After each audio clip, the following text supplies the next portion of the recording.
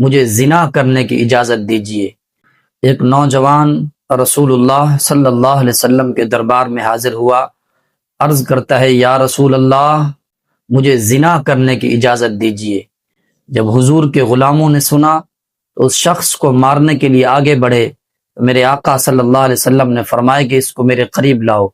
جب حضور علیہ الصلوۃ والسلام کے قریب کیا گیا تو رسالت مآب صلی اللہ علیہ وسلم نے حکمت عملی کے ساتھ اسے سمجھایا۔ میرے آقا نے فرمایا اے جوان، اگر کوئی شخص تمہاری ماں کے ساتھ زنا کرے تم پسند کرو گے؟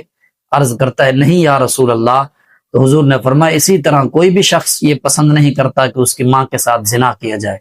میرے آقا صلی اللہ علیہ وسلم نے فرمایا اگر کوئی شخص تمہاری بیٹی کے ساتھ زنا کرے تو تم پسند کرو گے؟ عرض کرتا ہے نہیں یا رسول اللہ۔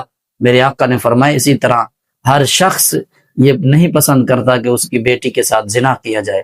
حضور علیہ الصلوۃ والسلام نے بات کو آگے بڑھاتے ہوئے سمجھانے کے لیے میرے آقا نے فرمایا کوئی شخص تمہاری بہن کے ساتھ، تمہاری پھپھی کے ساتھ، تمہاری خالہ کے ساتھ، عرض کرتا ہے نہیں یا رسول اللہ۔